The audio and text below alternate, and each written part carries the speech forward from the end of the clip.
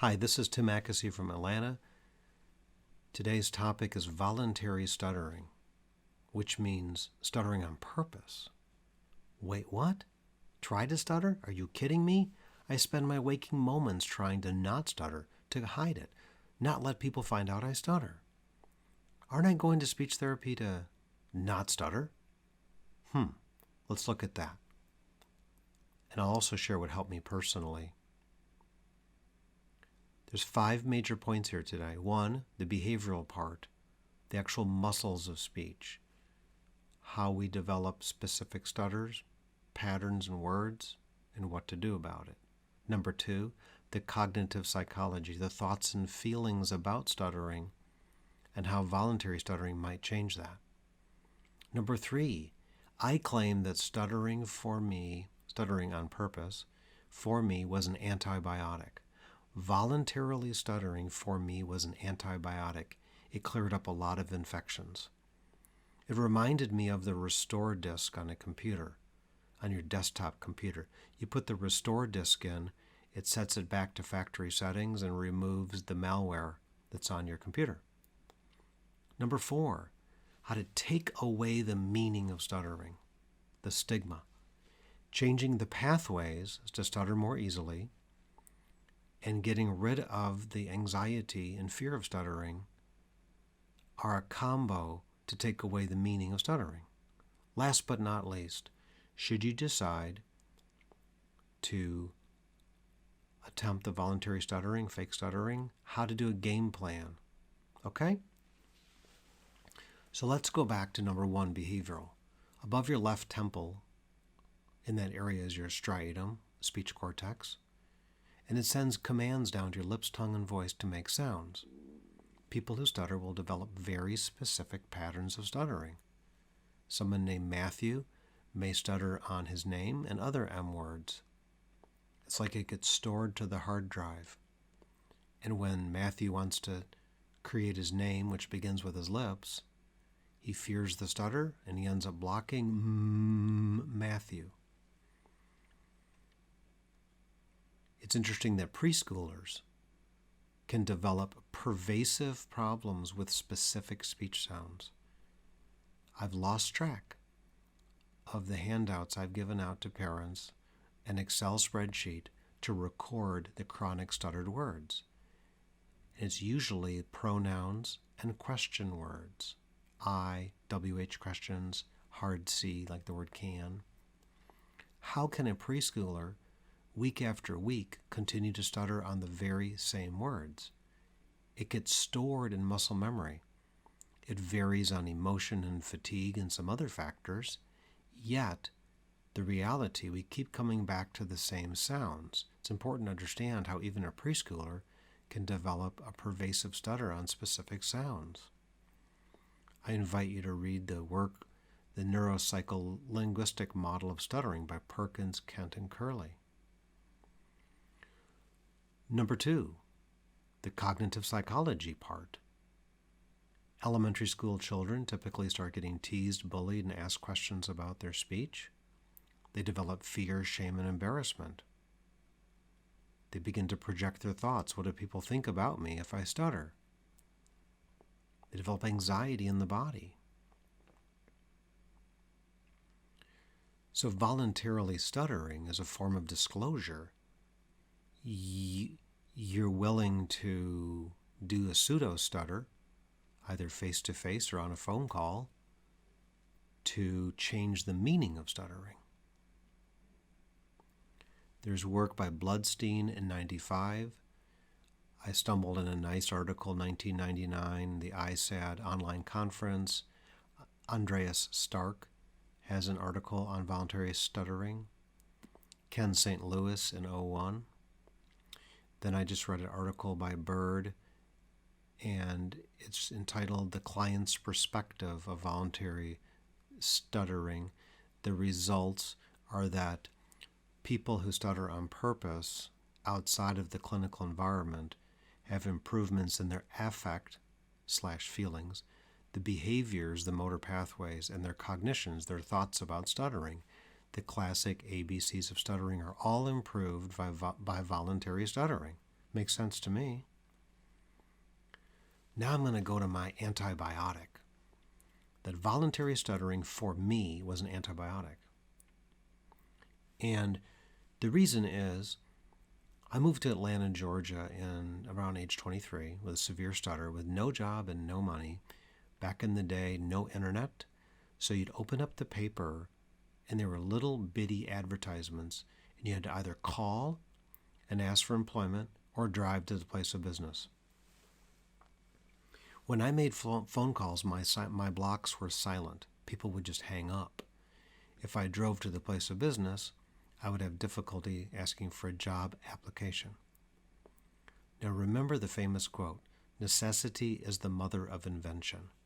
Being broke and unemployed, I had to face my stutter.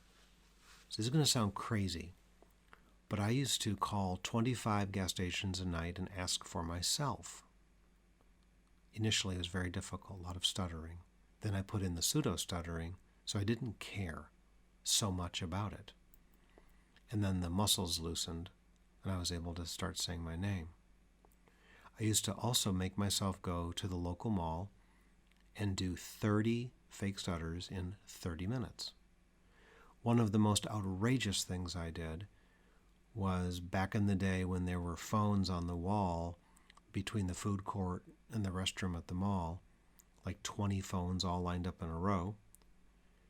I would stand at the phone booth, but I would turn to the hallway. Everyone else was facing the phone booth, but I would turn toward the hallway as a stream of people came by and I would fake stutter.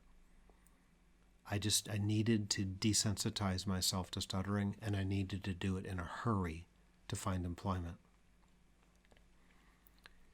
These are the ways that we change the meaning of stuttering.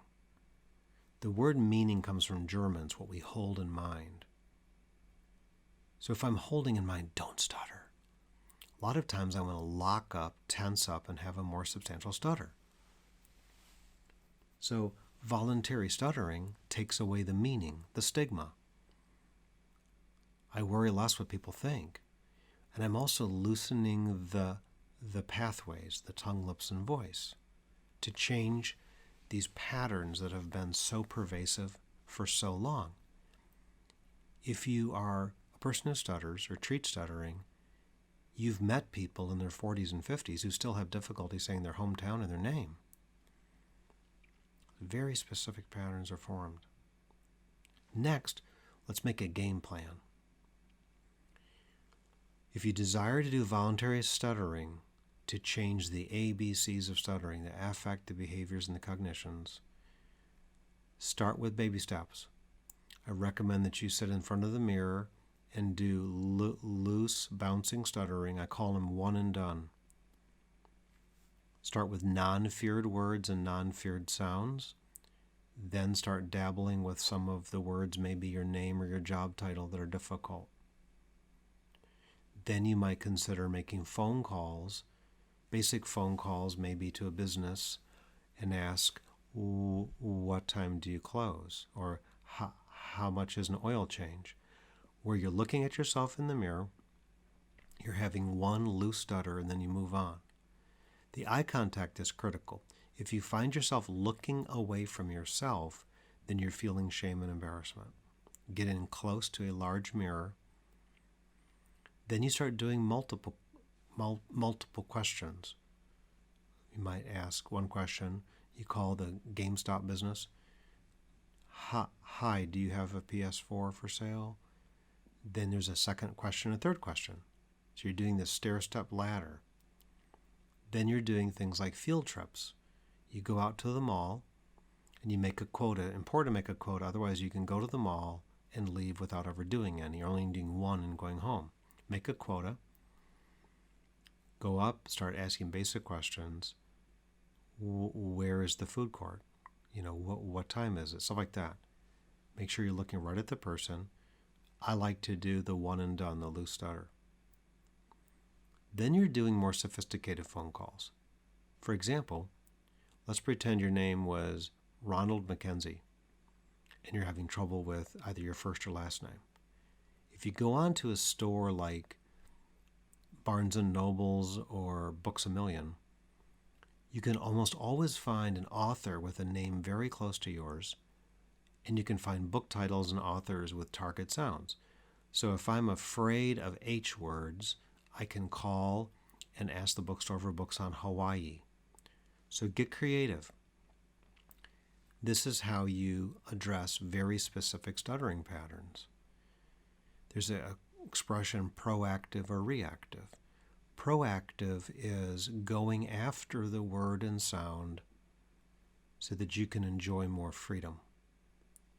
Reactive is like a coin toss.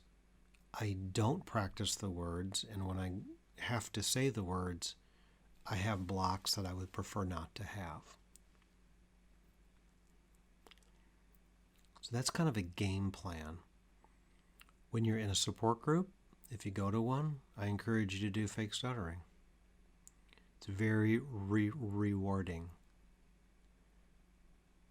So in summary, voluntary stuttering is extremely potent. It literally changed my life. When I went to Toastmasters meetings, I started to do them there too. So it's extremely powerful. It changes motor pathways in your tongue, lip, and voice to stutter more easily.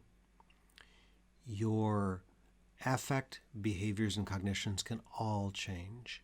As you look at a person and do a loose stutter, you will change the way you think and feel about stuttering permanently. You'll stop projecting when you see people don't react the way you thought they might. Use voluntary stuttering to take the meaning and stigma away from stuttering. Remember, you're a person who stutters. You're more than stuttering. And form a game plan. I sincerely hope that you give this a try. I think it's an extremely potent part of speech therapy and self-therapy. Thank you.